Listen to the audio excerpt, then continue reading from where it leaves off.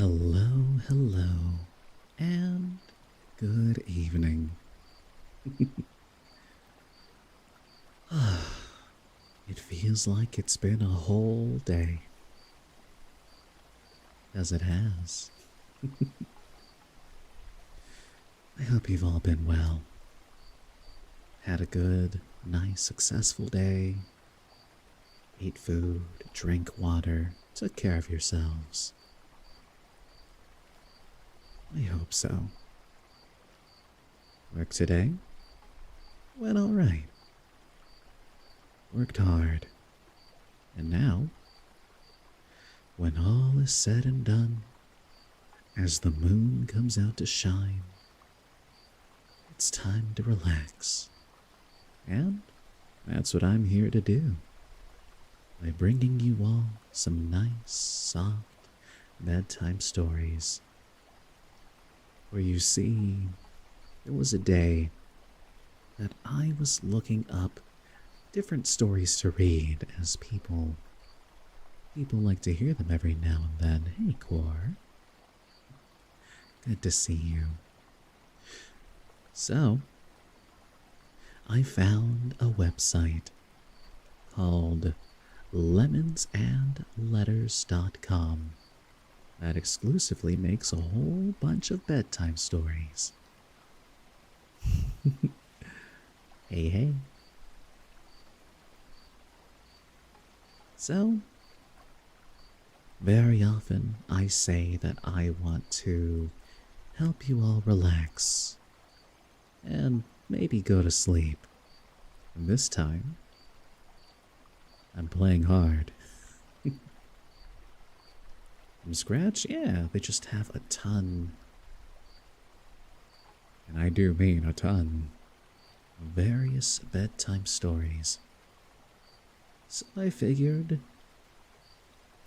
2 hours is gonna probably knock some people out. I hope. And of course, I'll be here to converse with and to enjoy. Maybe true. We do have some persistent people.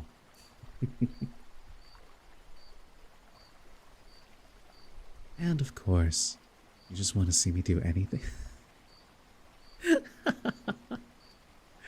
Well, that means a lot, honestly. Oh, that's sweet. Definitely reassures me to just do whatever, I guess.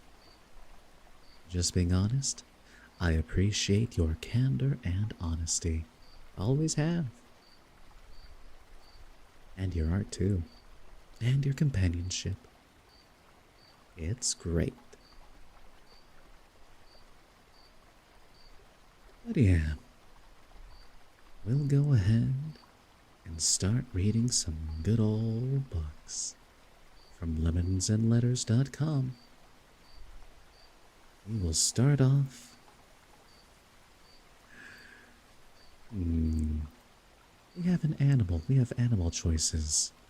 We have cat, flamingo, sparrows, a wiener dog, and the moon. That's not an animal. You know what? We'll start with Leo the cat and the music group. You loved accents? Never mind. We're starting with Inspector Winston and the thieving magpie. I do love accents. So, go ahead and settle in.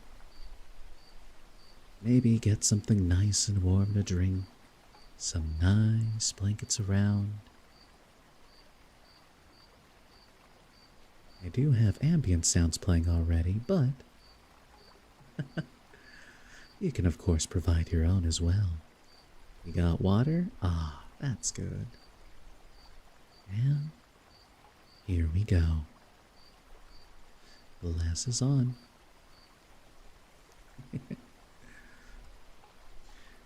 Winston the Dachshund was snoozing in the morning sun when he heard Mrs. Robertson's excited voice coming from the kitchen. Hello, Kate. It's good to see you. Just even showing up while you're busy means a lot, so thank you. I hope you can lurk, and if not, it was good to say hello.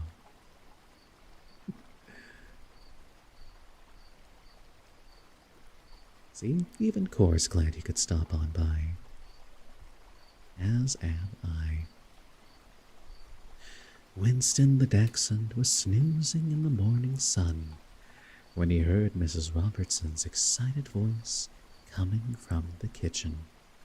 She was sitting by the window, holding up the daily newspaper so that her delicate figure was almost completely hidden by it.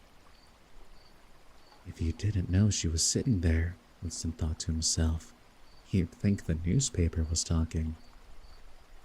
From his cozy spot in the hallway, he watched with amusement as Mrs. Robertson desperately tried to tame the many crackling and rustling pages in order to fold them back into their original state.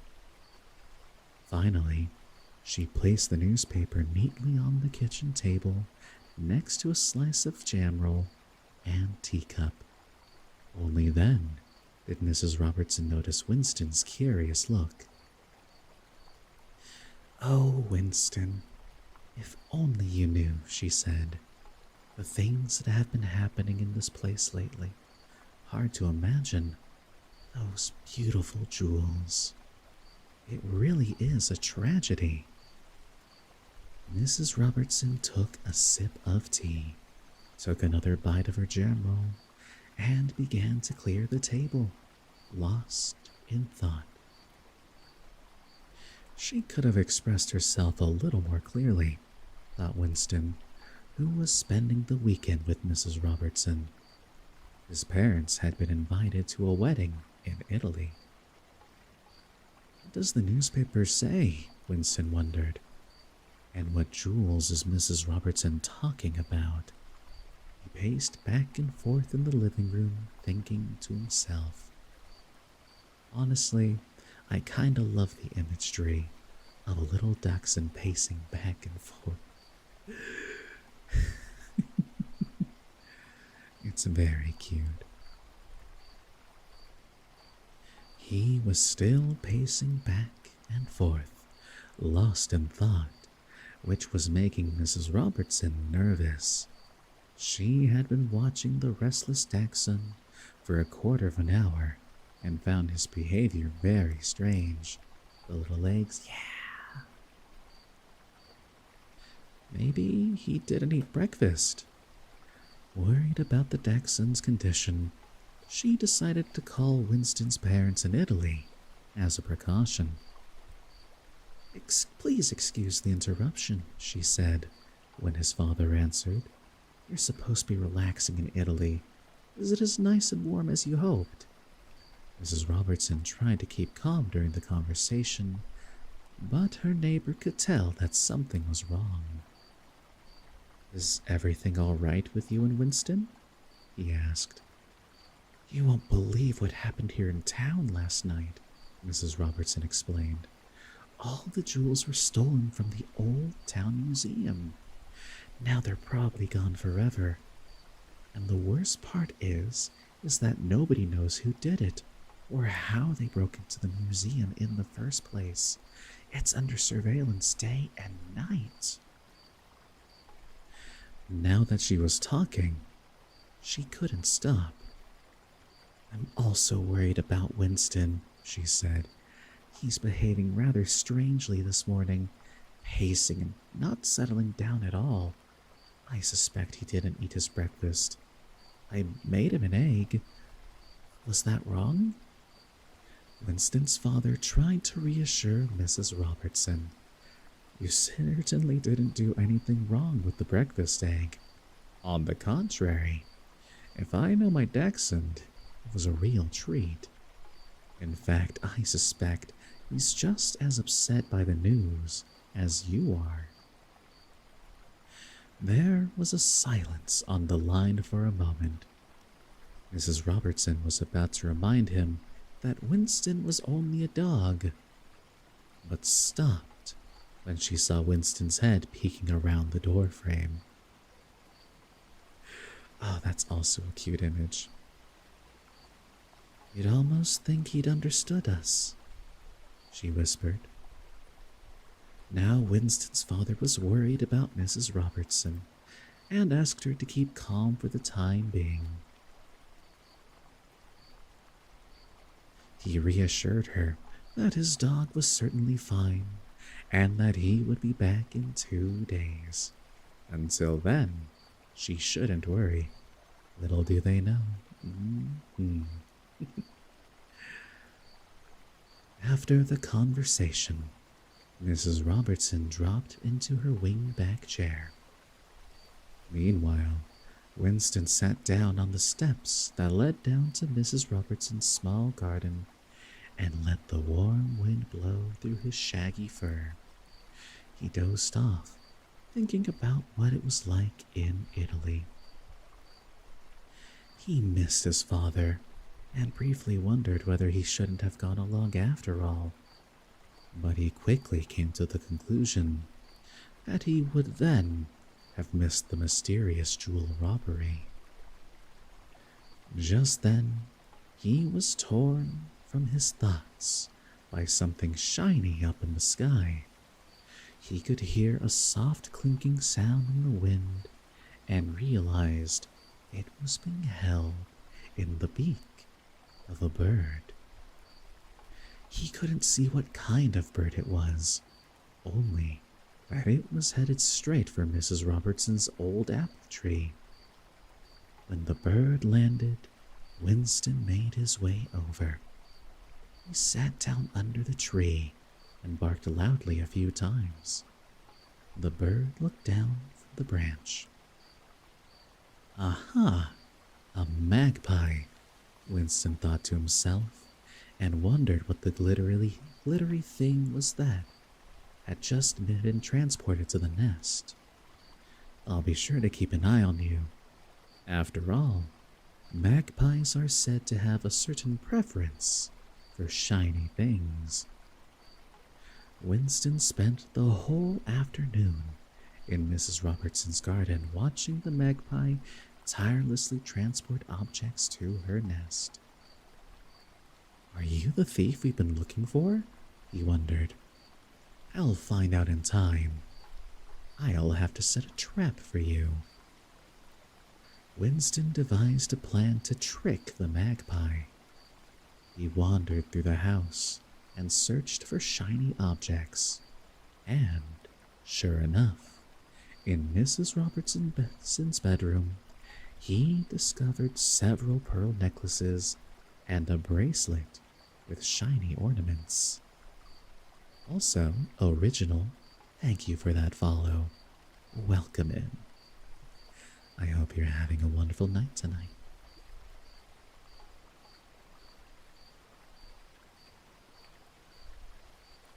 Mrs. Robertson would certainly never forgive me for risking her jewelry, he thought.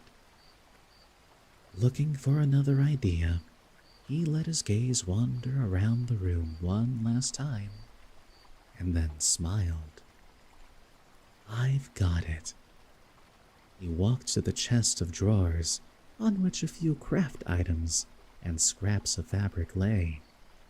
There was a beautiful silver tiara with colorful, glittering stones glued to it. He knew the tiara wasn't real because Mrs. Robertson was passionate about carnivals and had been working on her costumes. I'm sorry, Mrs. Robertson, he thought. It's a nice tiara, but I'll have to use you to catch the thief. Winston grabbed the tiara with his snout and positioned it by the kitchen window. He was pleased to see that the sun's rays made the tiara sparkle in a number of beautiful colors. Now, I just have to open the window and wait, Winston thought confidently. He lay down in his basket on the kitchen floor and watched the window. But the warm rays of sunshine also made Winston very tired. His eyes became heavier, and he fell asleep and began dreaming. A while later, he was startled awake. He rushed to the open window and saw that the tiara was gone. He stuck his head out and saw the magpie fly away. But this time, the sun was so blinding that Winston couldn't see exactly what she was carrying in her beak. Annoyed by his unexpected nap, Winston called out, "You've been caught red-handed, you thieving magpie. Whoever stole this tiara probably stole the real jewels." At that moment, Mrs. Robertson entered the kitchen with a bunch of tulips. "The sun's finally making an appearance again, isn't it, Winston?" she said. She picked out a vase, placed the tulips on the table, and then asked, "What do you say we take a walk to the museum today in this beautiful weather? The whole town is talking about the robbery. Maybe we'll find something out." Winston was delighted. He wouldn't have expected Mrs. Robertson to be so curious, but her interest in the case worked well for him. "I can finally start my investigation at the crime scene," he thought happily. Now, as Inspector Winston, he who would take a close look around the museum and carefully scrutinize the scene of the crime, his plan was to prove it was the thieving magpie and perhaps even catch him in the act of another robbery. Once at the museum, he looked closely at the large, bright room. He discovered a glass case that was closed off with red plastic tape. A note with a photo was attached to it. "Look at that," Mrs. Robertson said softly. "So this is where they were, the beautiful jewels." Winston looked at the photo and imagined the magpie flying in the sky, laden with a heavy bag of museum jewels. But when he looked at the photo again, he realized that the stolen jewels might be a bit too heavy for a bird like the magpie. He looked around the room and noticed that there were no windows or ventilation shafts that the magpie could have used to make her escape either. At that moment, he became aware of a clinking noise. It was quiet, and apparently the human museum visitors couldn't hear it. Mrs. Robertson was quietly looking at a painting on the wall. Winston became curious and followed his fine canine hearing, which was far superior to that of humans. He walked along the corridor unnoticed and turned left into the hall. Even from a distance, he could see a shadow on the wall. He stalked silently and very carefully, then peered around the corner and he saw a museum employee standing at the display case. It's also really funny when you think about the fact that the protagonist of this book is a little dachshund. It's very cute. Winston recognized the uniform that all the museum guards wore here. He had been here before with his father to see art exhibits. Oh, never mind, Winston thought. Something's probably just broken, and the employee is replacing it. Surely Mrs. Robertson had also noticed by now that she had lost her dachshund. The old lady doesn't need any more excitement, he thought, and started to turn back. But there was the noise again. It clanked and rattled even more loudly now.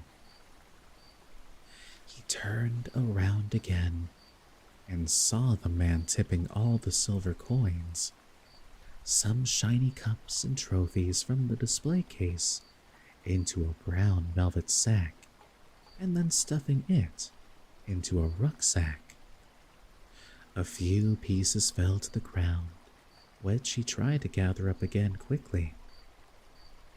The man turned around, visibly agitated, and apparently checked whether anyone might have been watching him. Then he took out his phone out of his pocket, and Inspector Winston heard him saying, "I've got everything now. I'll bring the delivery right over." Then he hung up, closed his rucksack, and walked quickly toward the exit. Winston didn't have much time now. He frantically thought about what to do next and decided to bark as loud as he could. His plan worked. Mrs. Robertson was already looking for him and ran as fast as she could towards the loud barking. The other museum visitors also became aware of the sudden noise and gathered in the corridor. When Mrs. Robertson finally reached the dachshund, she said nervously, "Winston, please stop barking. What's going on?" Winston had been waiting for this opportunity. He sprinted after the man, barked, and yelped again as loudly as he could, and then jumped up at the man's rucksack. The man tried to shake him off.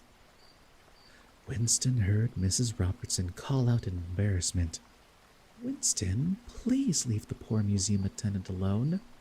This isn't like you."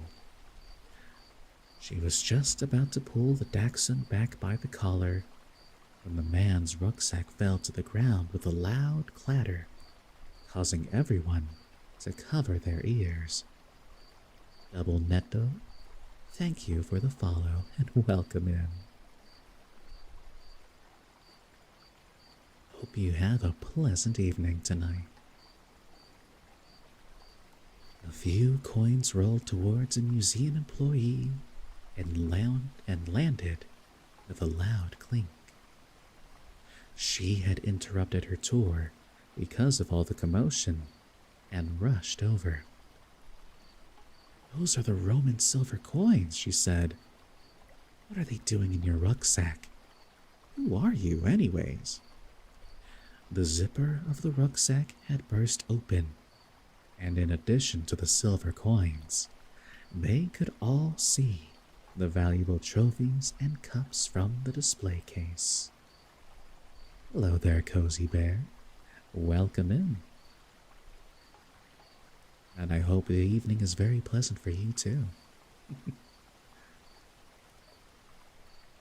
Mrs. Robertson put two and two together in her mind and said loudly, "You are the jewel thief we've been looking for."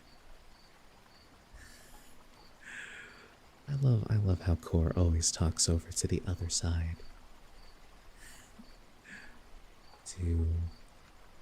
Over where my head's pointing, we have Twitch chat, and over on this side we have YouTube. Hello to you both.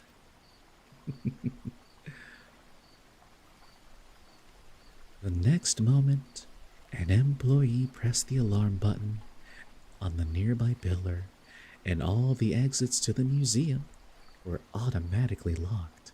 That is true. They're all part of the stream. Always have been, always will be. Though there is a delay. Oops. Escape was now impossible until the police arrived. The dachshund looked up at Mrs. Robertson with satisfaction. Back at home, Both Mrs. Robertson and Winston were exhausted from the exciting afternoon. Mrs. Robertson was full of praise for Winston. In the end, the thief was only found and caught thanks to his excellent ears. As a reward for the dachshund, she took a few sausages and placed them on the wooden bench under the old apple tree. "Come here, Winston," she called happily to the dachshund. "You've really earned these treats today." She proudly patted him on the head, and they enjoyed the warm afternoon sun. Once again, their attention was caught by something shiny. Mrs. Robertson got up from the bench and picked up some of the sparkling scraps of silver foil from the lawn. There was also a silver tin can and a few strips of old tinsel. She looked up at the old apple tree. "Look at Winston. The magpie seems to be busy patting her nest up there. The way it shines in the sun, you'd almost think it was fine jewelry." Amused, Mrs. Robertson collected the magpie's treasures and placed them carefully on a tree stump.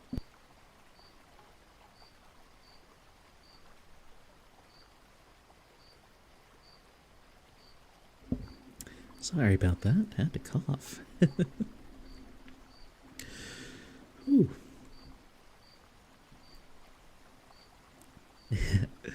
Yeah, no worries.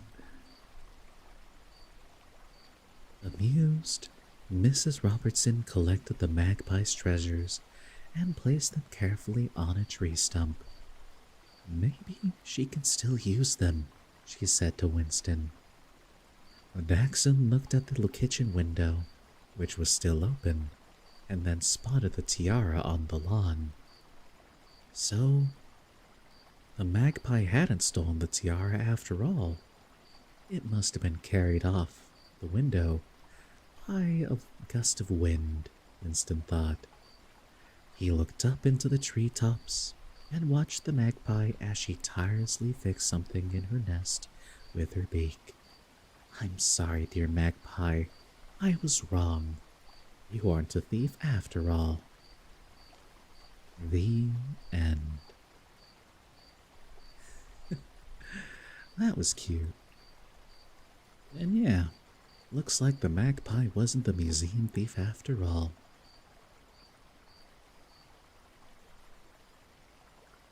Hello there, One-Seek Bra.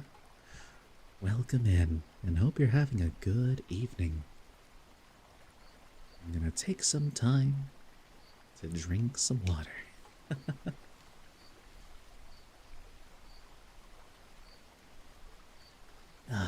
And then we can move on to the next story. Because after all, tonight's goal is to give you all a nice, relaxing time. Reading stories until we knock you all out.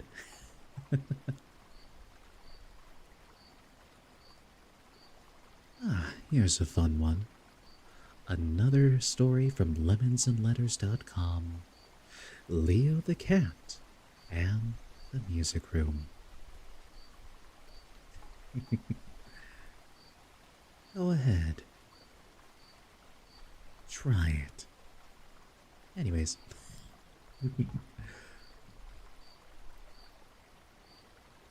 What a terrible noise. They're disrupting my tranquil afternoon again, Leo thought, closing his eyes and covering his ears with his paws. Can't an old cat enjoy his favorite place to nap in peace? With some difficulty, Leo stood up. He stretched and yawned on the windowsill where he liked to snooze. Recently, Leo's family had unceremoniously converted the room where Leo's favorite napping spot was into a music room. I might take you up on that challenge, Core. They had arranged chairs in a circle, and someone was always practicing on one of the various musical instruments that were scattered around the room. He already hated the violin the most. It actually wasn't new that his family was playing music. There was even a dedicated music room in the house.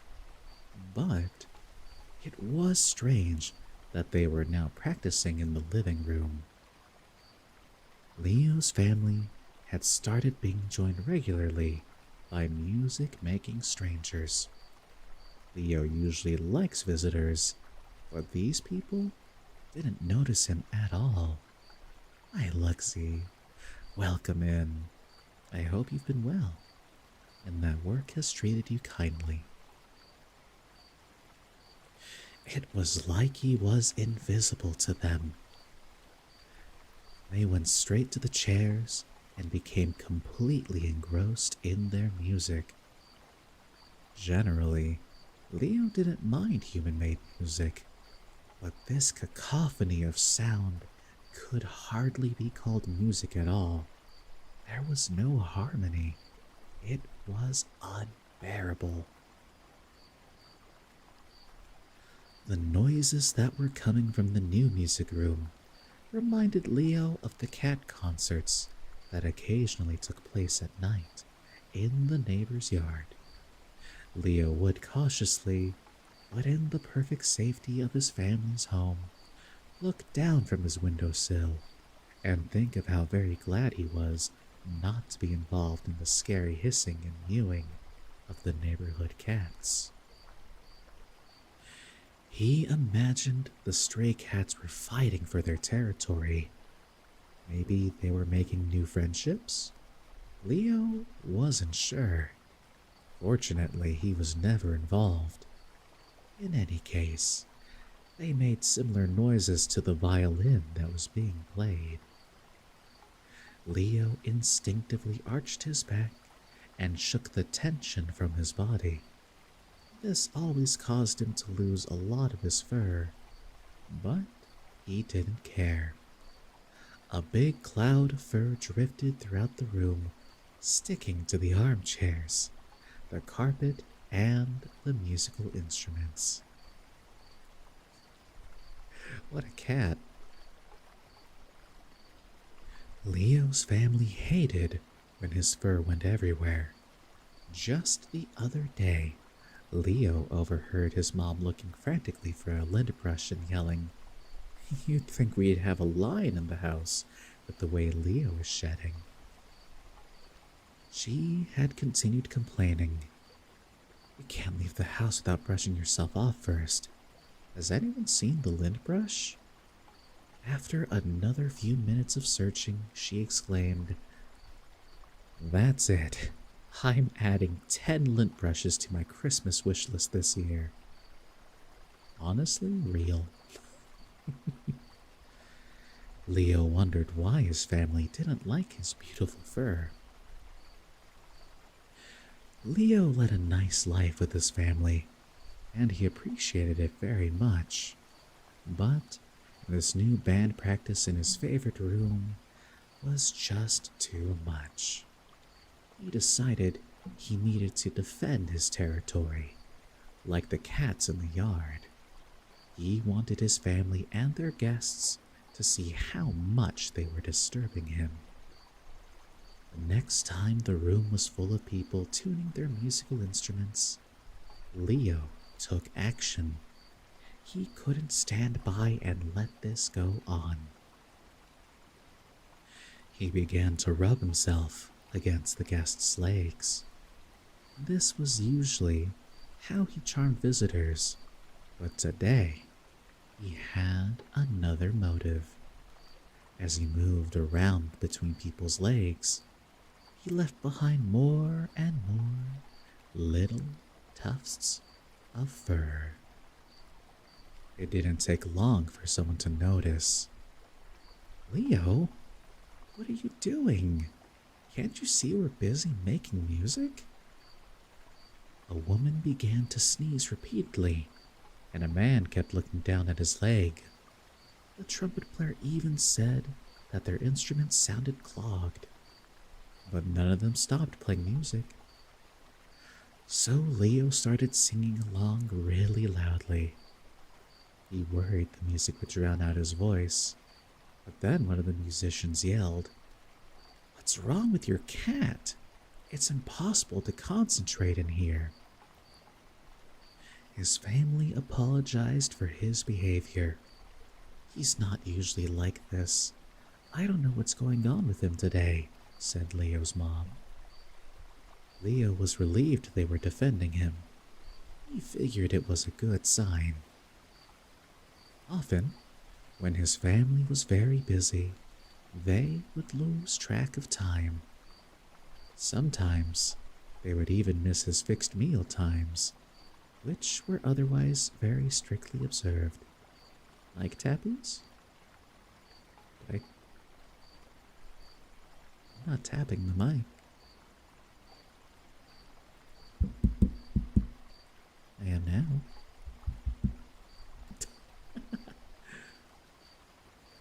I don't think that sounds good, though. Maybe it does. I can't hear it.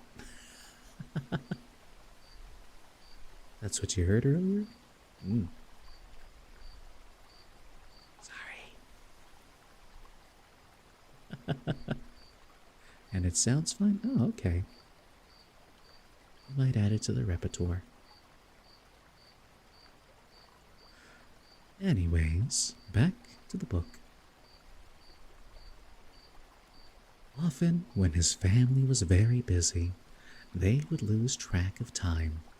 Sometimes, they would even miss his fixed meal times, which were otherwise very strictly observed. Don't eat the mic.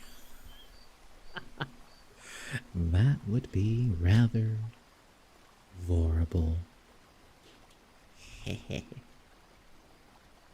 Ilangui, welcome in. I see the eyes. Listen, I get two. You know that. Leo wandered over to his bowl now, nudging it with his paw to show that it was dinner time. The bowl tipped over, causing a loud crash as it hit the tile floor. Thank goodness it was empty, Leo thought. He was normally very careful. But even the crash of the food bowl only caught one of the guests' attention, and only for a moment. How am I going to get them to stop? Thought Leo. He could find another spot to rest quite easily. There were plenty of rooms in the house, but Leo didn't want to give up his favorite room that easily. He had another idea. The plants in the house have high value. They are a cherished source of pride to Leo's family. Sometimes, Leo was even a little jealous of the palm tree, olive tree, and all the lemon trees because they were regularly tended to, pruned, and checked for bug infestations. I'm not that old, Core.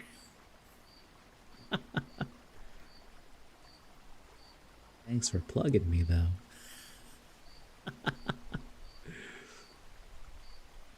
His father even spoke to them. It's nice that you feel so comfortable with us. Are you getting enough shade? Old enough anyways, don't forget my pills. How dare you?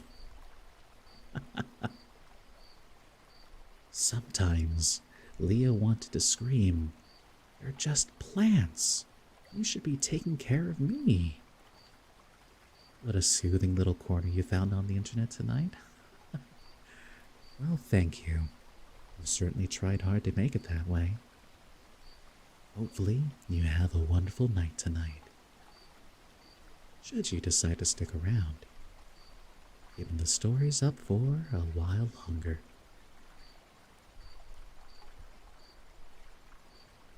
He wondered now whether if he nibbled at one of the plants, he could bring an end to this concert. Leo walked over to a small tree that didn't smell too bad. He was also quite hungry now, so it was almost tempting. Just don't look like... What do you mean?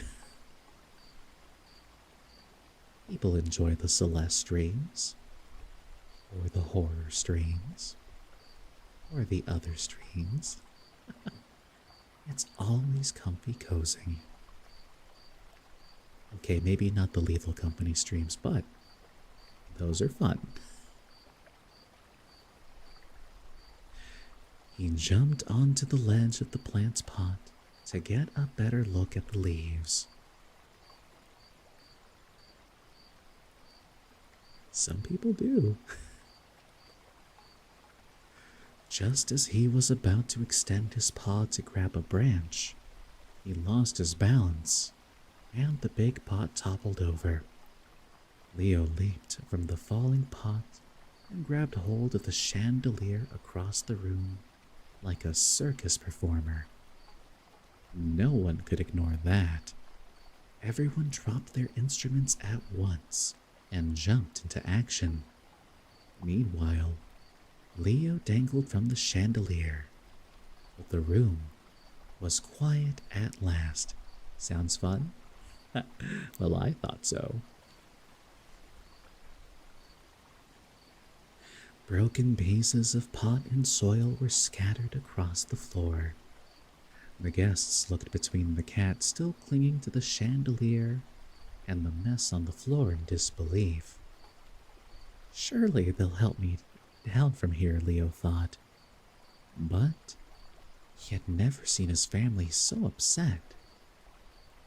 Leo, what has gotten into you today? His dad yelled, struggling to compose himself. My beautiful little tree. I've been growing it for years. That is true, Cor. One of the guests suggested getting the cat down before the ceiling collapsed. Everything happened very quickly.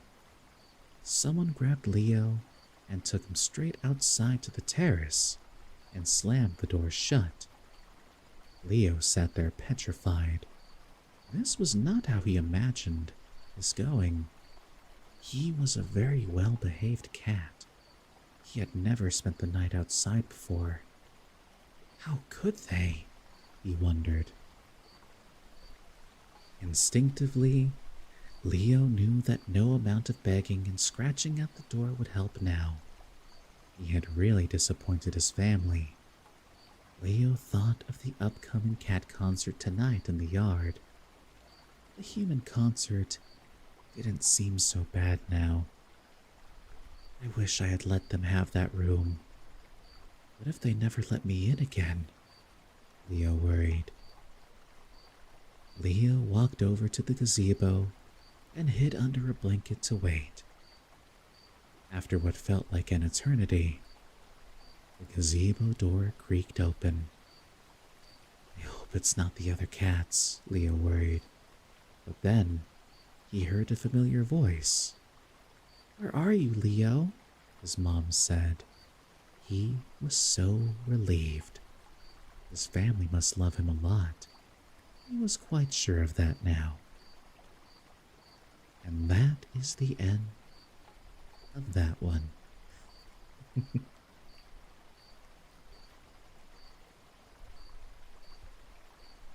What a silly little story. Leo will always be loved, true. Cats always make messes and mess around, but you can't ever stay mad at them.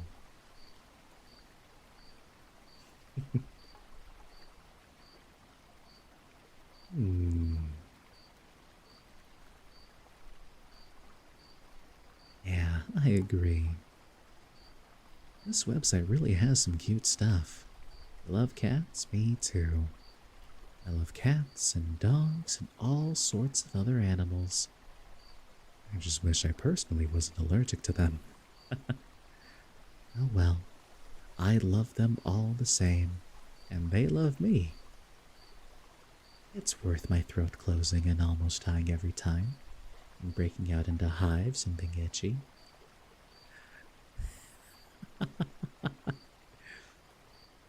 I love them all the same. Ooh, this story looks cute. Another bedtime story from lemonsandletters.com. Might have an asthma attack? I mean, same, but worth it. This one's called The Winter Supply Thief. It stars a little field hamster. Gotta risk it for the pets? Hell yeah. Autumn arrived quickly. The leaves changed color and fell gently to the ground with the breeze. It's time to go foraging again, the little field hamster thought to himself. Careful not to be seen, he nimbly scurried out of his burrow and across the field.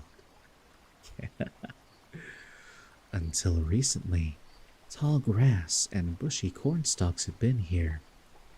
Anticipating a hailstorm, the farmer quickly mowed the fields. With little coverage, the field hamster had to move very carefully over the open area.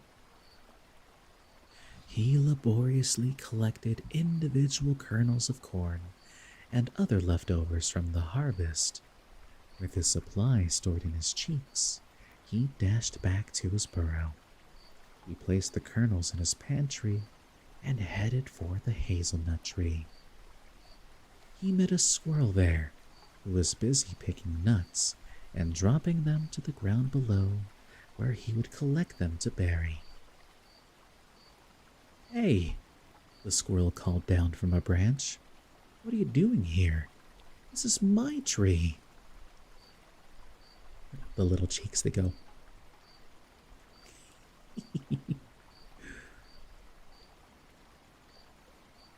"What makes this your tree?" asked the field hamster. Before the squirrel could answer, they were both distracted by a loud rustling sound. "Hello," called a little field mouse, sticking her nose out of a pile of leaves. "I've been watching you. I suppose you're foraging as well." Very appropriate emote. She looked at the pile of nuts the squirrel had already collected under the tree. The field hamster and squirrel nodded. "Yeah, I can. Winter is almost upon us, and there isn't much time left for gathering supplies," the squirrel explained. "Each day is colder than the last, and once the ground is frozen, I won't be able to dig. I have to be especially industrious now so that I won't go hungry." This gave the little field mouse an idea. "Why don't we all look for supplies together?" she said. "I can run fast and fit through small spaces. Plus, I know the best hiding places in the granaries, and I'm so nimble that I can outrun anyone. If we work together, we can collect a lot more in total and better protect our supplies from thieves," the field hamster agreed. "No one is better at digging caves and tunnels than me. Plus, I can carry lots of grain in my cheeks." "I can climb and jump up from one branch to another," offered the squirrel. "I'm not afraid of roofs or gutters either. I can get to lots of goodies that very few others can." "Hello there, Bailey. Welcome in." Sorry, I forgot to say hello there. Hope you're also having a wonderful night. Enjoy your stay, should you choose to do so. Tisk, tisk, tisk. I know, I know. What a host.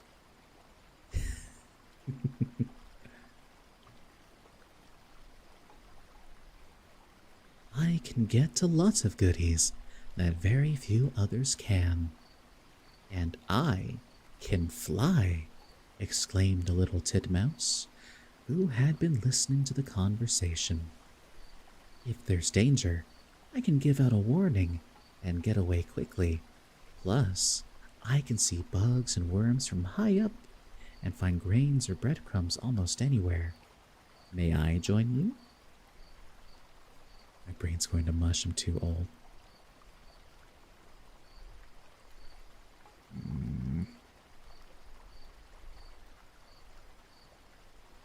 How dare you? Not even that old. Anyways. All right, exclaimed the squirrel. If no one objects, we can join forces. We'll gather supplies together every day from now on, and then take them to a secret storage place.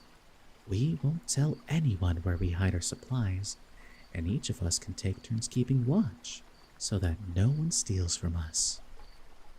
All the animals agreed to the proposal. For the next several weeks, they gathered everything they could find. One foggy day, they decided to visit the hiding place together to see how much they had already accumulated.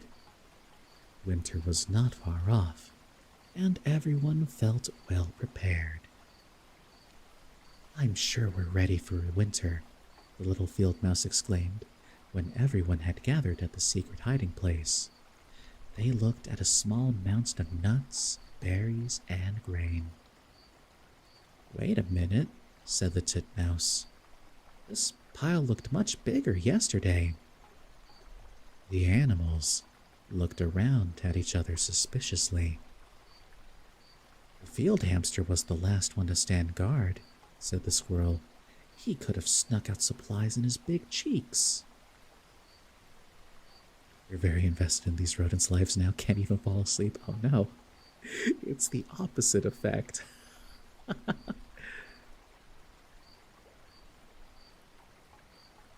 The field hamster assured them he hadn't stolen any of their supplies and let them look into his cheeks as proof. This story, Bailey, is called The Winter Supply Thief, found at lemonsandletters.com.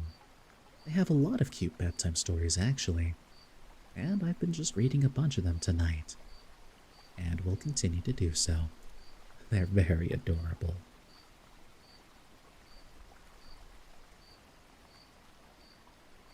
So, the field hamster assured them he hadn't stolen any of their supplies and let them look into his cheeks as proof. Well, who else could it have been? Asked the squirrel. Discouraged, they left their hiding place. The titmouse stayed behind to guard the entrance. The only story about rodents you remember when reading is If You Give a Mouse a Cookie. That one is a classic. I should read that again too.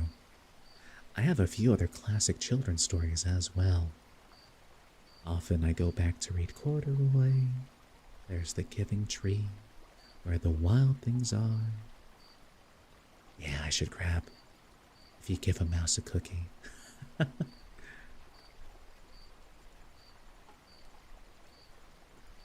You know what, honestly, Core, I'm just gonna rock with it. I'm a vampire now, heck you. Here, for time immemorial, reading stories and playing games. That's it, that's the lore now. You did it. You're gonna keep up the old jokes. Anyways, Corduroy's your favorite? I'll have to read it again sometime then. I always have it right there nice and ready to go. Discouraged, they left their hiding place. The titmouse stayed behind to guard the entrance. The next day, they all came together again and brought their freshly collected acorns, beech nuts, and grains. A short vampire, I'm tall as hecky. Where are all our supplies? Said the field hamster. The pile is getting smaller and smaller. Well, it must have been the titmouse, said the squirrel. She was on guard duty, and she can fly. She must have carried everything off without any of us noticing. But the titmouse shook her head and assured the others that she would never do such a thing. I'm going to get that thief, said the squirrel. I'll keep watch tonight and be extra attentive. When they all met up again the next day, they had very special treats with them. Blackberries and rose hips, dried bread, and quite a few seeds.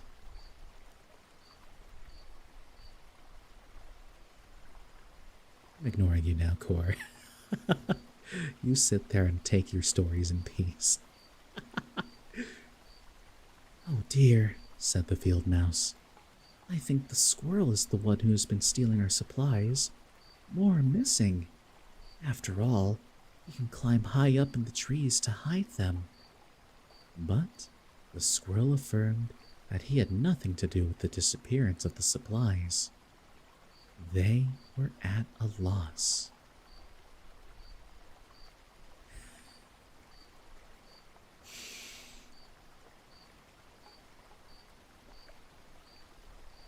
Core. I've already gotten comments on my YouTube video saying better than Hawk to a podcast. And better than Lunchless. Stop. I hate it. Anyways. They were at a loss. As they were trying to figure out what to do next, there was a loud rumbling. They all turned towards the sound and could not believe their eyes. The remaining pile of chestnuts and acorns disappeared into the ground in a landslide. There's a mole, isn't there? The animals looked at each other and ran to where the supplies had disappeared. They looked into the tunnel and came face to face with the mole. Yep. Why are you stealing our supplies? Said the field mouse. Why don't you go foraging yourself instead of taking our nuts and berries? Said the field hamster. Hold on. I didn't take your supplies on purpose, the mole said quickly.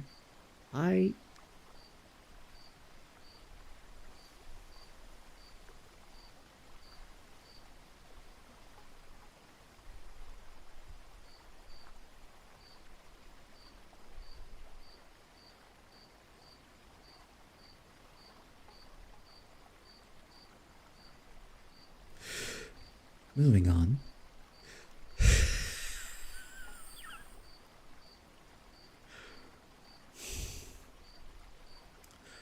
Hold on. I didn't take your supplies on purpose, the mole said quickly. I was digging tunnels when all of a sudden treats began to trickle into my burrow. I haven't touched any of it because I didn't know who it belonged to. You can have it all back. Oh, thank you, said the squirrel. They were all relieved. I'm really glad it wasn't one of us, said the titmouse. We were too quick to lose trust in each other. I agree, said the field mouse. From now on, we will trust each other. Then they invited the mole to share their supplies too. Together, we'll get through the winter for sure, said the squirrel. The end.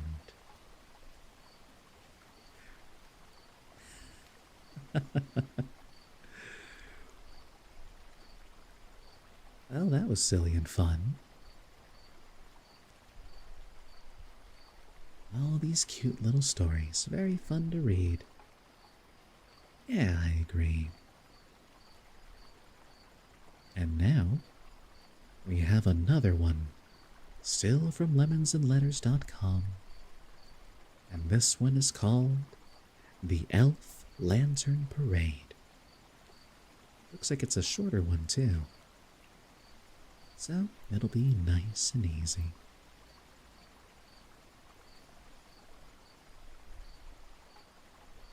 A family of elves lived in the middle of the forest under the roots of a huge oak tree.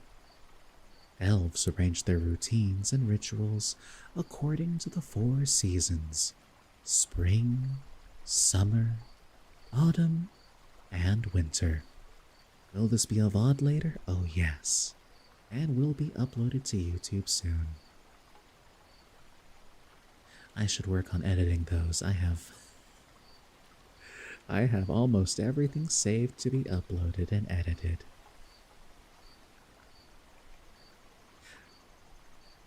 I'll get to it. Spring, summer, autumn, and winter. They learned this from their parents, who had learned it from their parents, and so on. Now, they were passing it on to their children. Each season offered something very special, and so the change of seasons was always celebrated amongst the community of forest dwellers. They would prepare a big table with seasonal items and delicacies, and the young elves would help search for decorations which were gathered in nature. Autumn was coming, and there would be acorns, chestnuts, beautiful twigs, and colorful leaves, as well as crisp apples and juicy pears. In autumn, the whole forest changes colors a little bit each day. Some leaves turn from a rich green to a bright yellow, while others turn a deep shade of red. Eventually, some of them turn brown and fall from the trees. A heavy rainstorm could bring down hundreds more of the colorful leaves, and eventually the forest floor would be covered in a soft layer of mulch. That's how the elves know that winter was not far off. Mic tap? Tippy tappy. Tippy tappy. Hitting the base of my microphone stand. Hilariously, I bought this stand so that way I could use this microphone while hanging out in VR. No one ever expects the nice sounding microphone. All too often, I would hear the responses of, "Where's that podcast coming from?" or, "Is there an AI?" And I'm just like, nope. Just me. Just lil old me.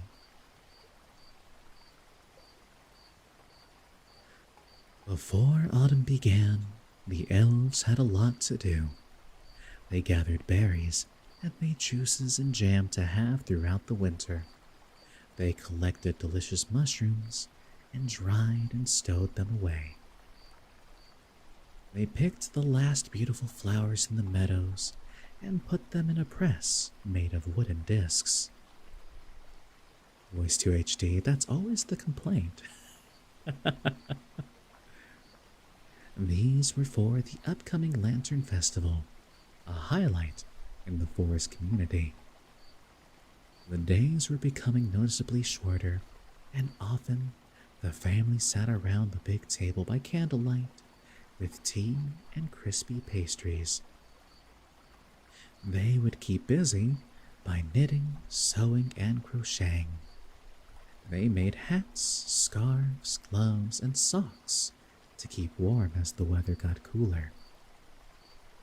children also worked on their lanterns. They each tried to make their lantern the most beautiful by gluing an arrangement of dried flowers and leaves on it. When they were finished decorating, they attached them to sticks and placed a candle inside. When the Lantern Festival finally arrived, you could see a long line of young elves and other forest dwellers gathered with their glowing lanterns. They walked together happily through the forest. Some of them sang songs. Almost the whole forest was lit up with beautiful lanterns. Honestly, the imagery of this reminds me of the first Fantasia movie, where there was the scene of the lanterns and lights deep in the dark forest, going on with the somber music. I should watch it again. That'd be fun. Almost the whole forest was lit up with beautiful lanterns. And Al, who was just waking up, said, "Where did all these fireflies come from? Movie night? That'd be fun to do, actually." Some of the nearby forest dwellers giggled and explained, "Dear Al, did you forget? Today is the Lantern Parade. Come with us. We'll light your way." And the seasonal fairies too? Oh yeah. Very whimsical and pretty. And serene.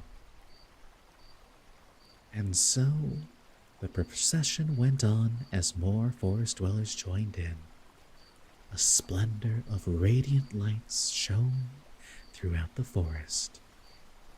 The elders had lit a fire in a large harvested field at the edge of the forest. When the parade arrived, everyone stood in a big circle around the warm fire and sang lantern songs. The children swayed their lanterns to the beat. Clear your calendars are watching Fantasia. I mean, don't clear them, but I think after Christmas would be the best time.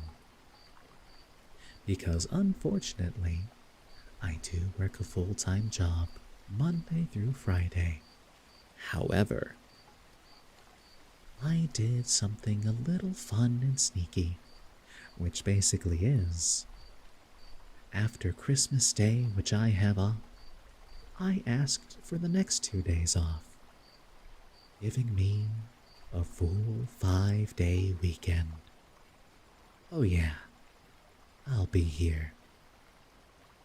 And that'll be the perfect time to watch and do stuff together. I hope you all look forward to it.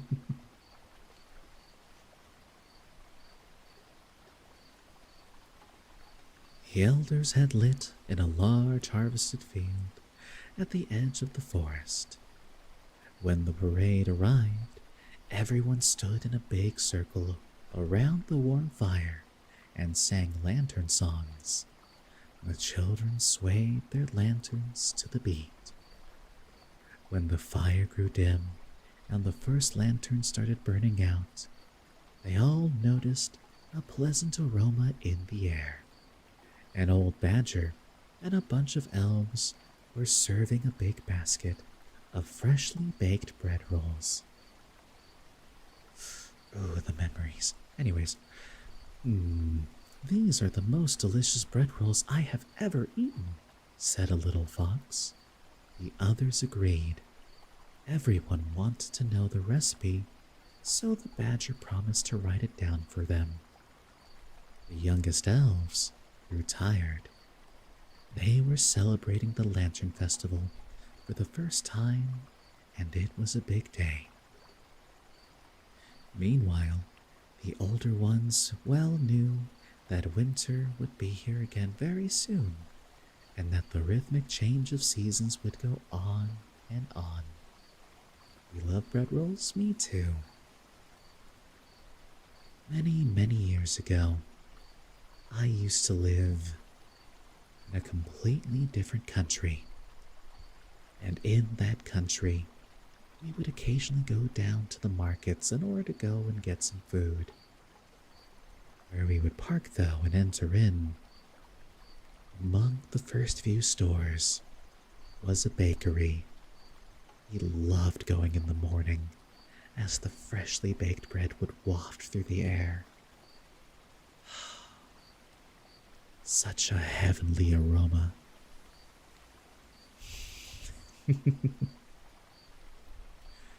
And it turns out that while it always smelled good, I never knew just how good until later in life. As it turns out, I had a broken nose, as well as a deviated septum because of it. And unfortunately, it caused a lot of problems. I had a sinusitis, and that was actually becoming a meningitis. And according to the doctors, I had a month to live before the meninges were touched, and yeah. After some recovery time and one big 5-in-1 surgery later, I was okay. And after a very brutal recovery process, I could breathe again and actually use my nose. But even better, I could smell so clearly. Tasted so much better too.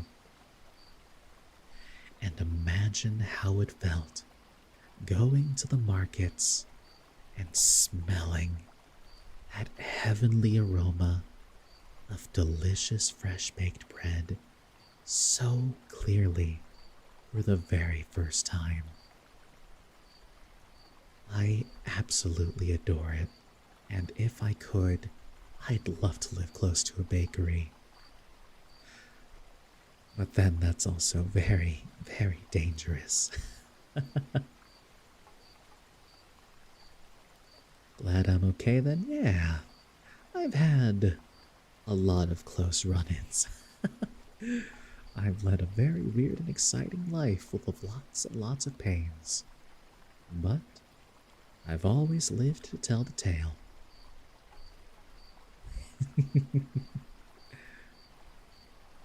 It's scary? Yeah. But hey, fun though. At least to tell the stories. More Cassian lore? Yeah. I like to sprinkle a bit here and there. I think the worst part about living next to a bakery, though, is that turns out not only does bread make you fat, thanks Scott Pilgrim, but I'm allergic to gluten and processed sugars and colorants and all sorts of things that go into making delicious sweet treats or just normal baked bread. So, can't do too much. Oh, my allergy list is extensive. Gluten, processed sugars, colorants. I was right, bread does make you fat. Yep. Chocolate by itself, pork, tree nuts, and lactose intolerant. Whoops. And then people ask, how do you live? And to that I say, man, I sure love beef and chicken. Scott Pilgrim mentioned, yeah. I have all the comics too in a nice digital format, in PDFs, so I can easily read them and distribute them should I choose to do so. Brian Lee O'Malley, what a fantastic artist, and a great game with soundtrack and movie. Someday I'll watch the show. I really need to. Scott Pilgrim stream? That would be fun.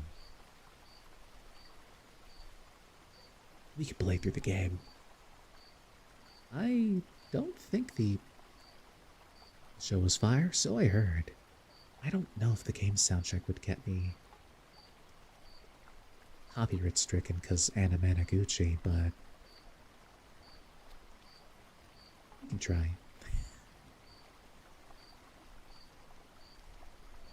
Show is really good, trust? Oh, I trust alright.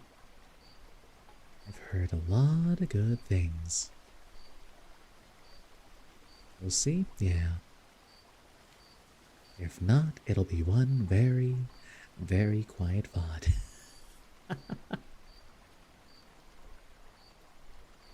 Oh, dancing hippos, more Fantasia, here we go.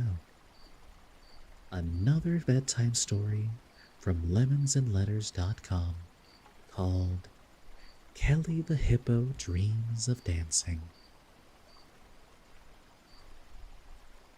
Here we go. On a late summer afternoon, Kelly the Hippo and her classmates were on their way home from school.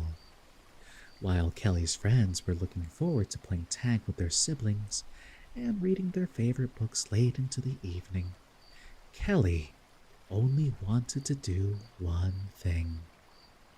"I want to dance," she shouted with joy. She spun around with a bit of a wobble. The others looked at her with surprise. The boys, who were about to go to water polo and swim practice, smirked. What's next, flying whales? I mean, this ain't Echo the Dolphin. However, there is a story actually about called Rosie the Flying Piglet, so when pigs fly.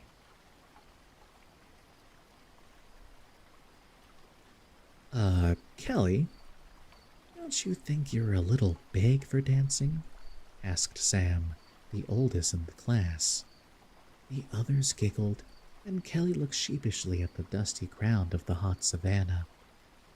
Everyone said goodbye and went off to their activities.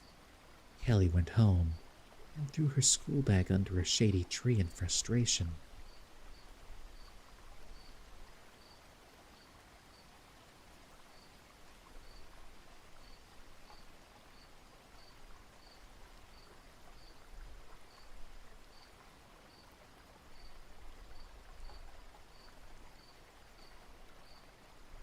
Yeah? Want to keep fighting?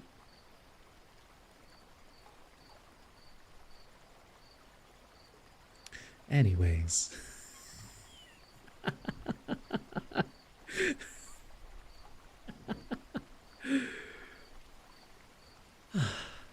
Hi, I love my viewers. You're all wonderful. That reminds me, I still need to upload the emote Core made for me too. On Twitch. So I need to write these things down. So much stuff. Anyways. Kelly went home and threw her school bag under a shady tree in frustration. Yeah, I'm gonna use it. It's cute. Well, what the louse has gotten you? Or what louse has gotten you? Asked Kelly's mom. Never mind, grumbled Kelly, and she walked to the watering hole. From a distance, she saw the others who seemed to be having a lot of fun playing water polo or swimming.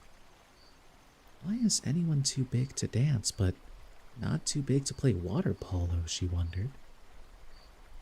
After cooling off a bit in water, she sat under the shady tree and watched as graceful and beautiful flamingos pranced on the far shore. It's like they're floating, Kelly thought admiringly. She gathered all her courage and made her way to the other side of the pond. The flamingos always had to be on guard because all kinds of animals went to the watering hole. including predators, so they were a bit skittish. Kelly swam towards them as calmly and carefully as possible so as to not frighten them. But as she emerged from the water and was about to make her first step towards the shore, she slipped in the mud out and made a loud splash. In an instant, all the birds in the area flew away, including the flamingos.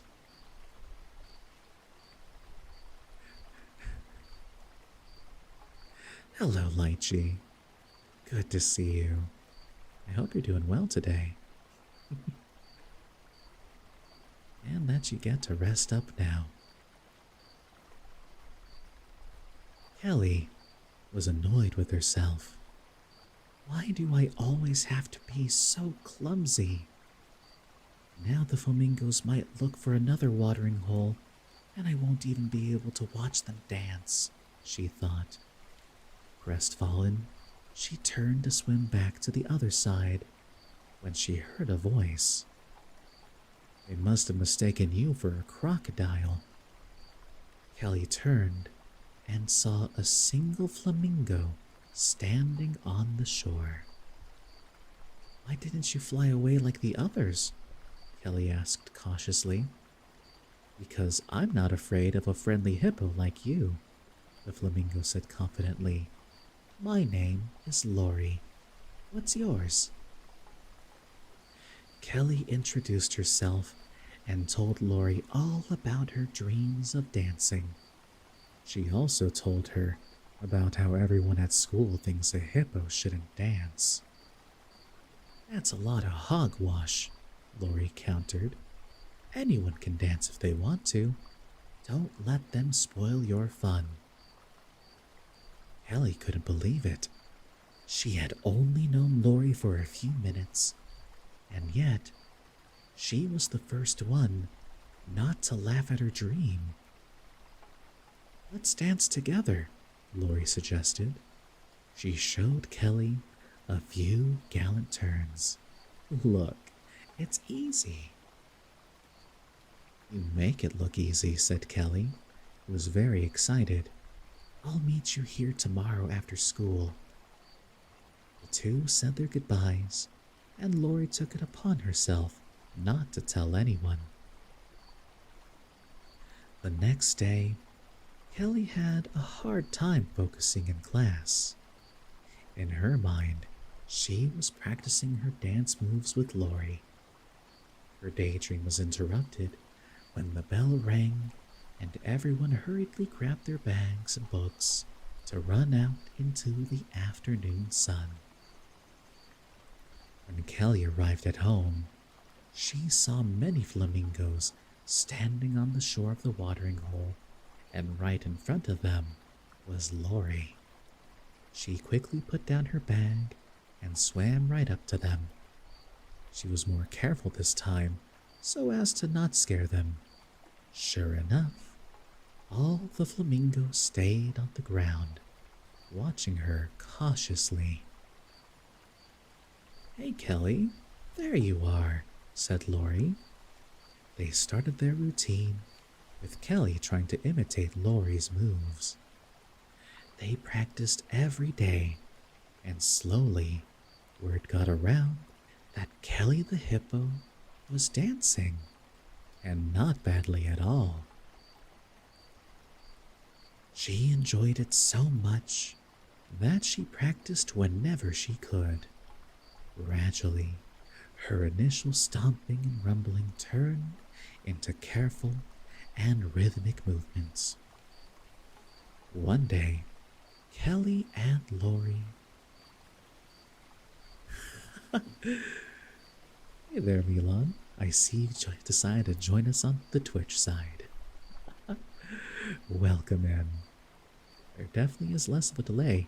Yeah, you moved.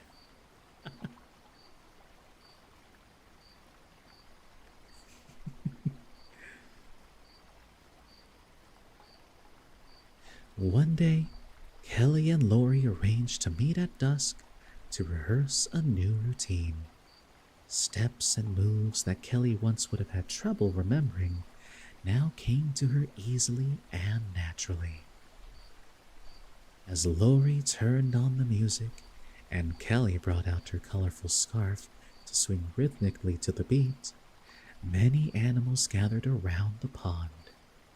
No one wanted to miss the performance. They had watched Kelly and Lori practice many times. The two dancers were having such a good time that they didn't even notice the numerous spectators.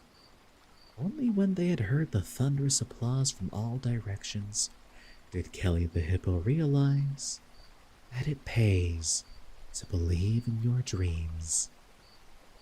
The end. And what a fun time thinking of Fantasia after all.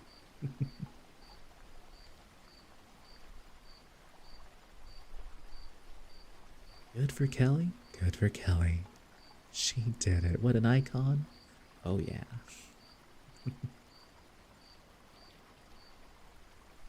And all these stories are just very, very cute. Lots of fun.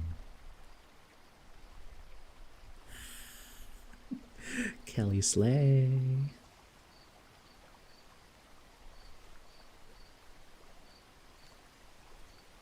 Alright, let's see. What other stories should we read? We have more Leo the Cat. Inspector Winston and the Mystery in the Attic. Ooh. Jeffrey the Seagull and the Wadden Sea. Oh, we want Inspector Winston, don't we? Oh, I thought so. All right. Settle in. Maybe get some nice blankets. I'm gonna drink some water.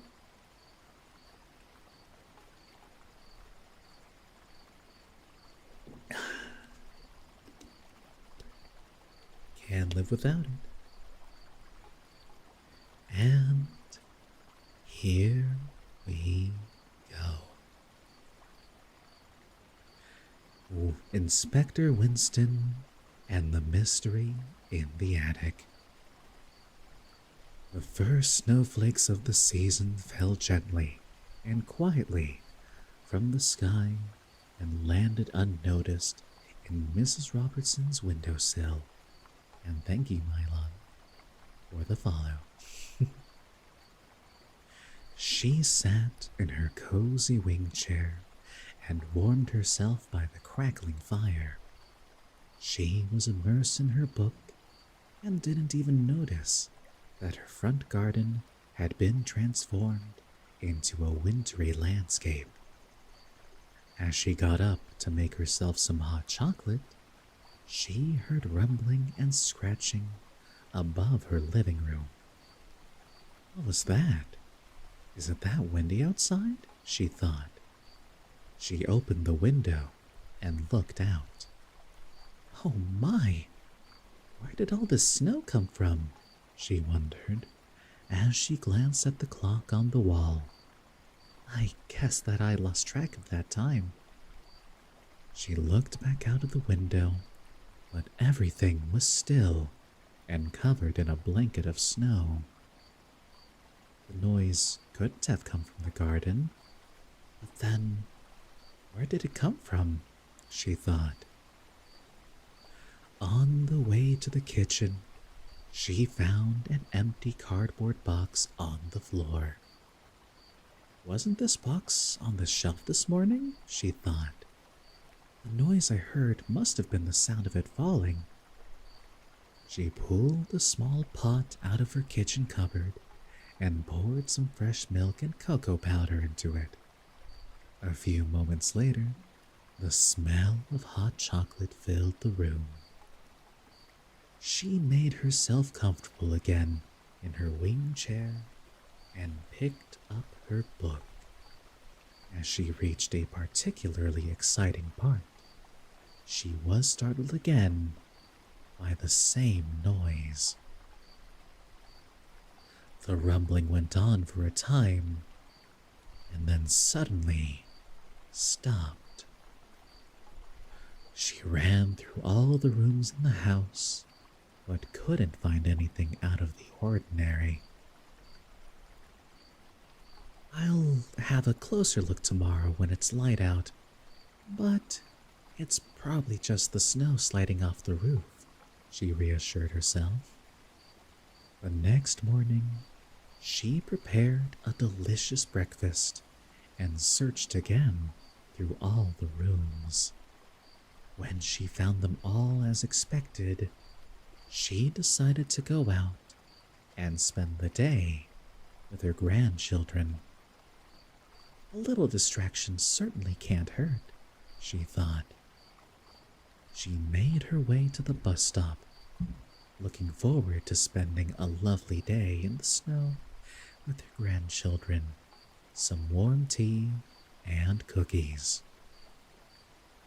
That evening, after returning home, she was knitting some wool mittens when she was startled again. This time, the noise was so loud that she was sure someone was in her house. Who could that be? She thought. Who is rumbling and rustling in my house? She plucked up all her courage, grabbed her flashlight, and made her way up to the attic. I wanted to check on the Christmas decorations anyway, and I'll need the baubles for the Christmas tree soon, she reasoned as she climbed. In the dusty attic, she looked around. She shone her flashlight on the floor and the roof beams, but apart from a few cobwebs, dusty boxes, and some old furniture, she couldn't find anything out of the ordinary. She picked up the box of Christmas decorations and made her way back down to the living room. The next morning, she visited the weekly market. "Hello, Mrs. Robertson," the greengrocer greeted her. "You look worried. What's the matter?" "Oh, you wouldn't believe what's been going on in my house over the last few days," Mrs. Robertson described the last few days. Mrs. Robertson described the inexplicable noises, the sleepless nights, and the late-night trips to the attic. "Yarby? Okay." "Oh dear," said the greengrocer, "but at your age, you really shouldn't be climbing those rickety stairs alone in the dark. You searched everywhere and couldn't find anything?" In the meantime, other people from the neighborhood had gathered around the produce stand. They had apparently overheard a few snippets of the conversation and were now listening intently. An older lady joined the conversation. Mrs. Robertson knew her from the sports club. "Rustling and rumbling in your house," she said. "We used to have that too. It was just the wind, and a few days later everything was back to normal." "That may be true," replied Mrs. Robertson, "but there hasn't been much wind for the last few days, and besides, the wind wouldn't stop every time I get up to check. Could be a coincidence, or maybe a few birds have nested on your roof," offered another market vendor. "But I'd be able to see that from afar, and birds don't make this kind of noise," she replied. As she made her way back home, she wondered if they had even believed her about the noises at all. That evening, Mrs. Robertson sank into her armchair. She didn't feel like reading or knitting. She just hoped that she wouldn't hear the noise again. But then, she did. She could hear footsteps very clearly directly above her. Now she was quite sure that someone was in her house, and this someone was hanging around in her attic, probably rummaging through her things. The thought made her very uncomfortable. She was all alone in the house, and she didn't dare go up the stairs this time. Just then, the doorbell rang. Confused, she opened the door. "You look like you've seen a ghost," said a familiar voice. Then she recognized her friendly neighbor through the darkness. "A parcel's been left for you. Winston and I thought you might like to open it tonight." Mrs. Robertson now saw Winston, the cheerful Dachshund, standing on her doorstep. She relaxed a little. "Hey, Wampus, good to see you." "I'm doing quite all right. Just reading a lot of cute stories tonight." Specifically from lemonsandletters.com. Specifically, Inspector Winston and the Mysterious Attic. And just remember that Inspector Winston is a cute little dachshund. Not the licking.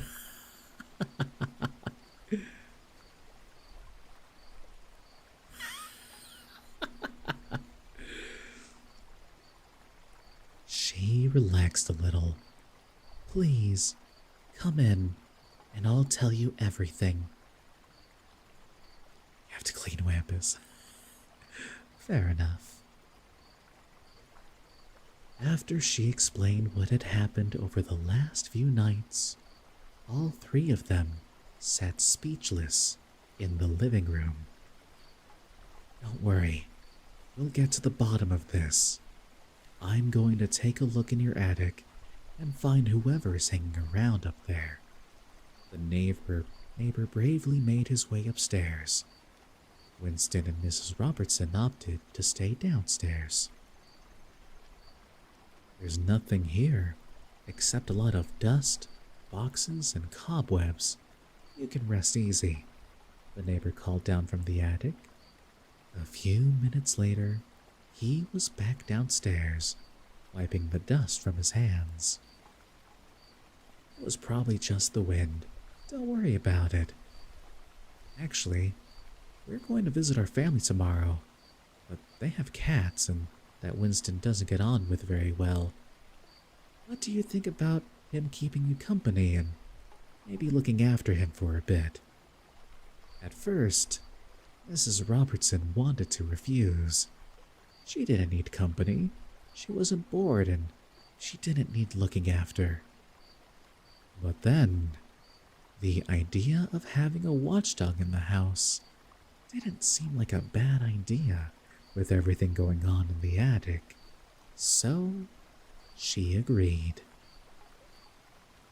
That night, when she went to bed, she fell asleep quickly, while Winston made himself comfortable on a cozy blanket by the fireplace. Suddenly, Winston was torn from his reverie by a loud rumbling noise coming from above. He found it a little frightening. He perked up his ears and tried to identify the sound. "You come and see the licking?" "Mm-hmm." "Say hello to Wampus." Slurp. Mrs. Robertson was right, he thought. There is someone in her attic, and no one has taken her seriously. It's high time I took over the case. Winston was already feeling a little queasy, but it didn't stop him. I didn't need to say it. Oh, au contraire, mon ami. I had every...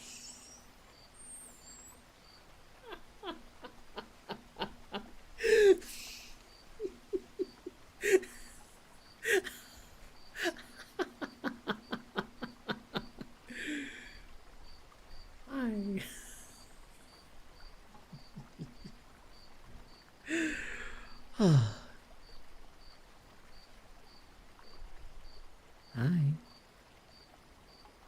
Hello.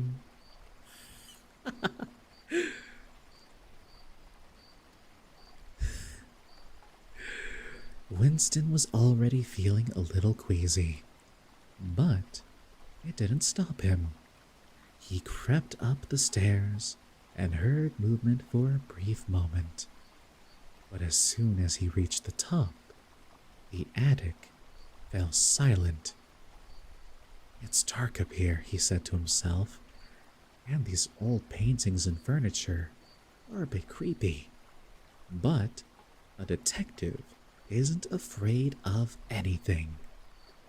He shook and began to sniff around the attic, but there was no one to be found.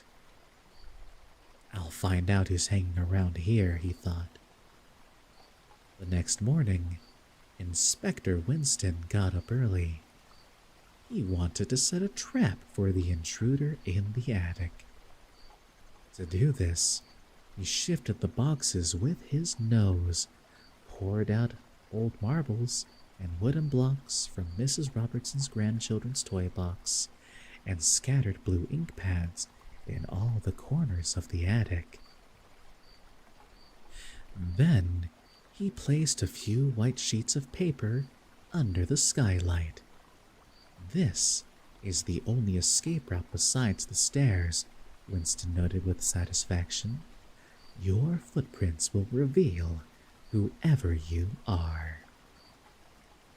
An icy snowstorm raged that night.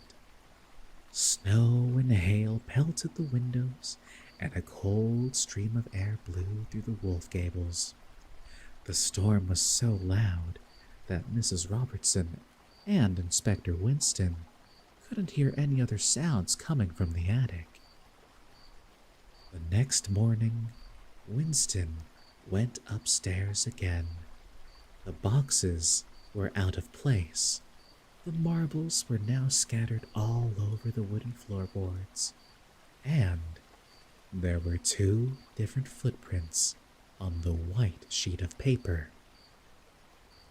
What have we got here? Winston asked himself. 4 small and 4 large paws were printed on the page. I'm going to find out who you are. Winston went and looked for a natural history book on Mrs. Robertson's bookshelf. That evening, he lay in wait. He positioned himself at the top of the stairs to the attic. After a while, without any noise, the dachshund was overcome with fatigue and thought, what am I even doing here? Suddenly, there was a rumble, and someone dashed across the attic. Then, someone else chased him, both of them making a terrible racket. Winston was wide awake now, and he jumped through the hatch into the attic. There, he saw 2 figures running around wildly and knocking over everything in their path as they played. Winston stalked closer. A tiny mouse scurried around and hid behind a dusty chest of drawers. Then, a larger, cat-like animal jumped down from the rafters and did a somersault.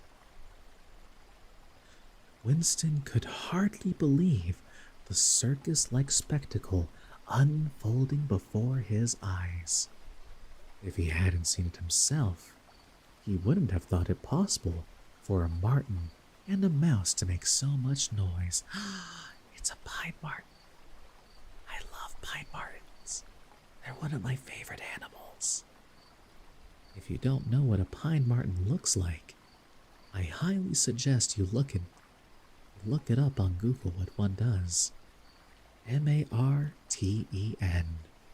They are adorable little ferret-like creatures. A mix between like a ferret and a cat. So basically, a danger noodle. But they live in trees.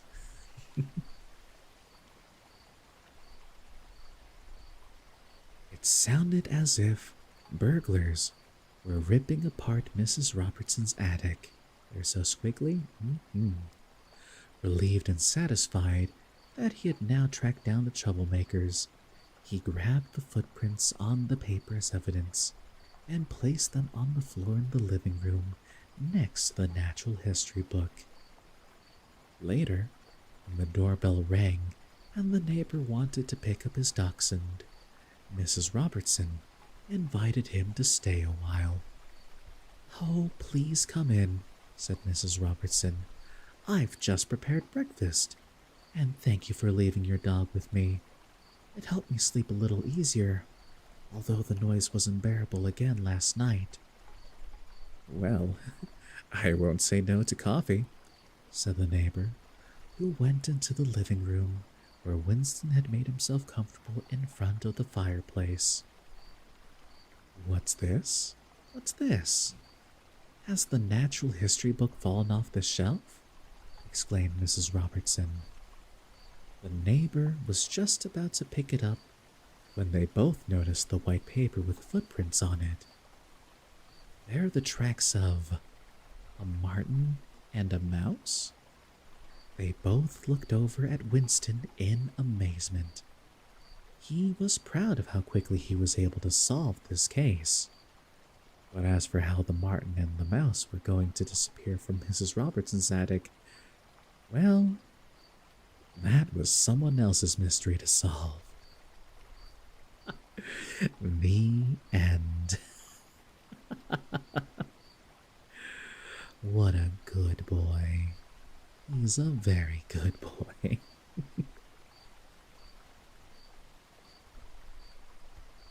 Man, anytime you see a Winston book now, we just gotta click on it. Good job, Winston. Welcome back, Kate. Good to see you.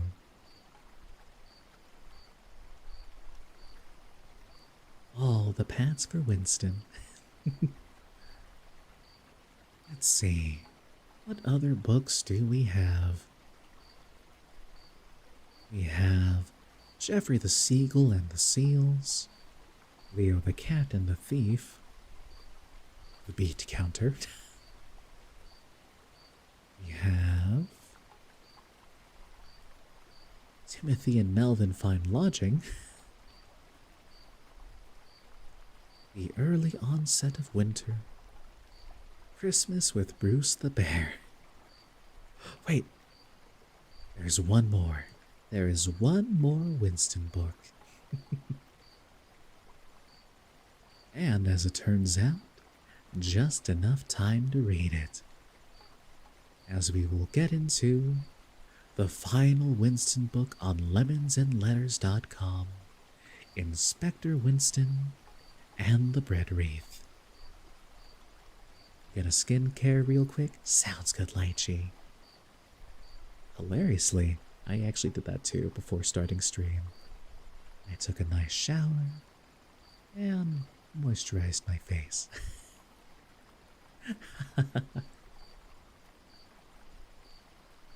Alright. Inspector Winston and the Bread Wreath. The first snow of the year fell gently to the ground, covering the tree branches with a fine layer that looked like powdered sugar. Winston, the dachshund with a talent for solving mysteries, lay on his cushion in front of the fireplace, enjoying the warmth of the crackling fire. Out of the corner of his eye, he could see his mom sitting under a thick wool blanket. She had been busy for several days knitting a scarf with many colorful balls of wool. Winston reflected on some of his unsolved cases as he listened to the soothing sound of rattling knitting needles. Now and then, his mind would drift to the sources of the delicious smells that he had associated with this season: peel tangerines, cookies, Christmas punch, and of course, smoked sausages. "It's the most wonderful time of the year," Winston said to himself. His mom looked over at him from the armchair. Apparently, he had barked louder than he thought. He went back to his thoughts and had just drifted off to sleep when the doorbell rang. "Who could that be at this hour?" his mom asked. Of course, Winston was first to the door, waiting to find out the answer. Sorry to pause. I just thought of the imagery of, you know how Dachshunds run with their little feetsies just and their legs just running across the floor with the little pitter patter. Sorry, it's just so adorable. Of course, Winston was first to the door, waiting to find out the answer. Often, he could tell from a distance who the visitor was. After all, Winston's sense of smell was very refined. Only this time, he couldn't even venture a guess. Tensely, he peered through the door as his mom opened it and was surprised to see countless beaming children. They had lined up in front of the door, looking curiously at the dachshund and then back into their songbooks. Unprompted, they began to perform Christmas carols. Winston watched intently as the snowflakes gently fell through the air, settling on the children's hats, noses, and instruments. When the children moved on to the next house in the neighborhood, Winston snuggled back into his cozy spot. It wasn't even 5 minutes later when the doorbell rang again. The way he would have walked over to Winston. "I don't believe it. Who could it be this time?" Winston's dad called down the stairs. Winston was first to the door again. This time, he knew even before the door opened who was there. He barked happily and wagged his tail. Of course, Winston could not tell his family who was at the door, but they knew he was happy to see the visitor. He's so punctual. When the door opened, the neighbor, Mrs. Robertson, stood before them in a thick, warm coat.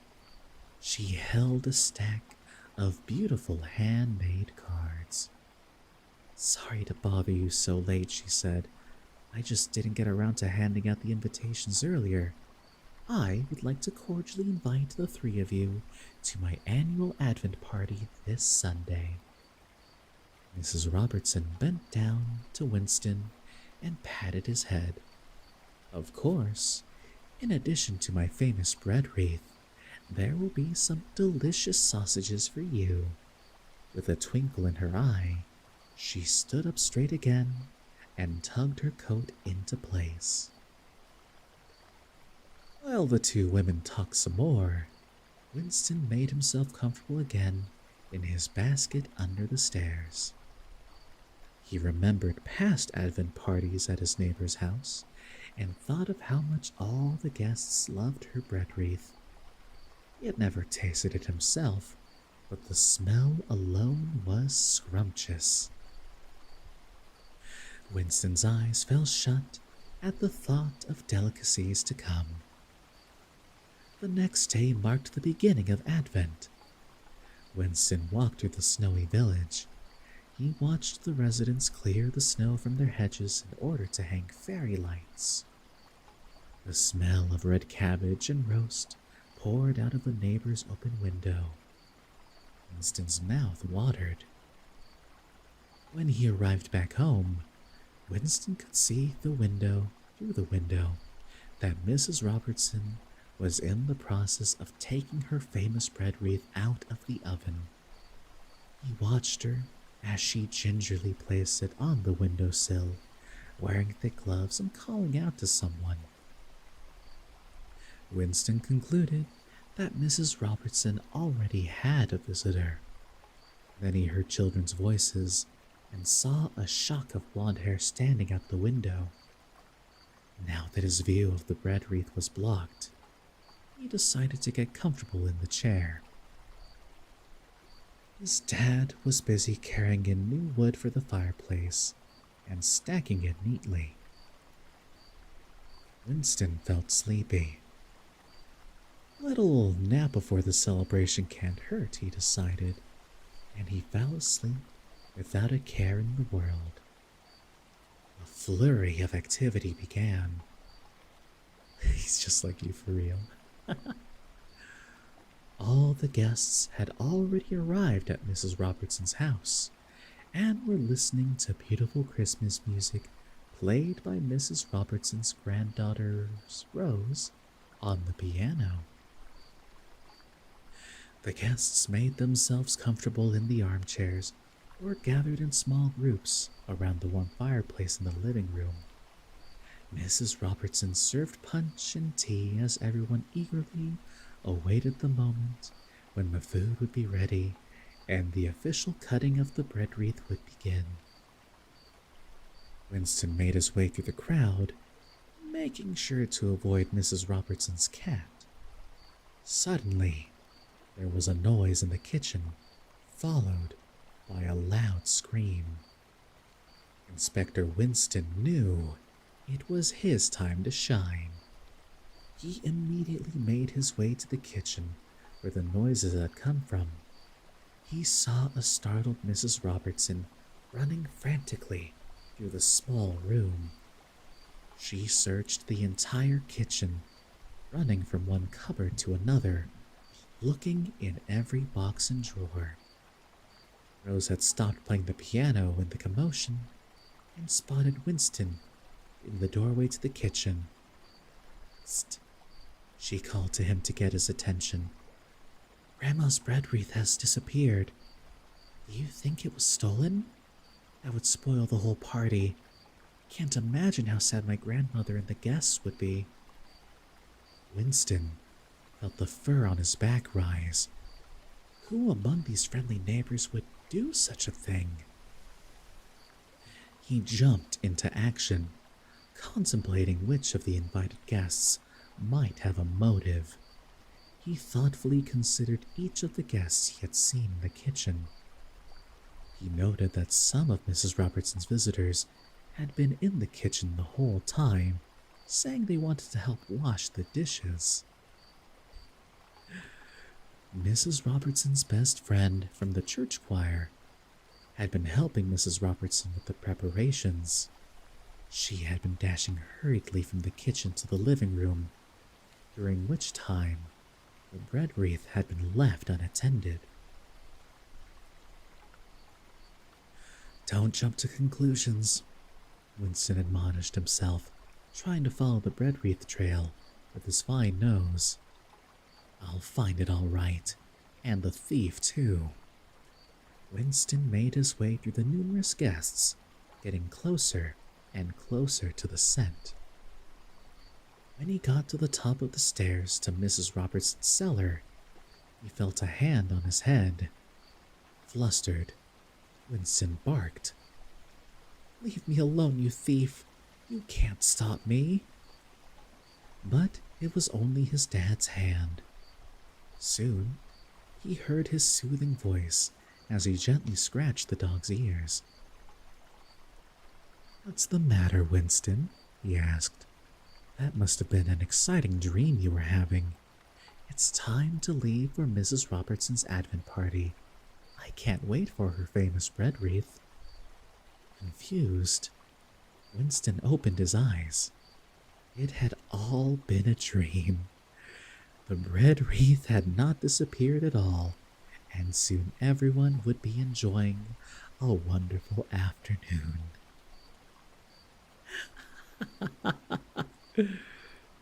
Oh, they hit us with the just a dream.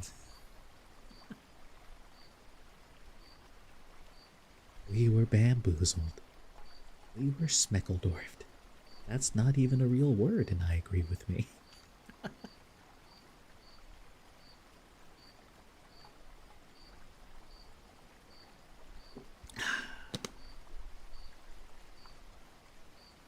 It's a real word today, so true. But everyone, I do think that is going to be where I'm going to end it for tonight.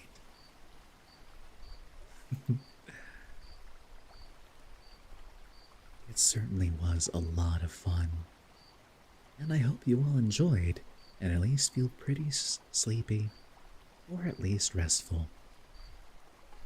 For now, though, I definitely have to have to get some rest. So, for those of you on Twitch, let's see if we can't find somebody to send you towards. As for YouTube, hi. I'll catch you all later. There.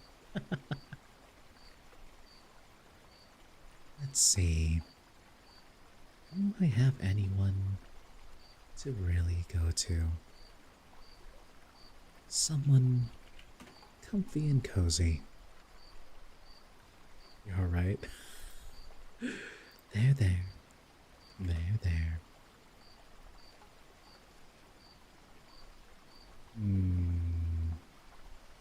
You know what? I think tonight I'm just gonna send you guys towards my absolute favorite channel to go to.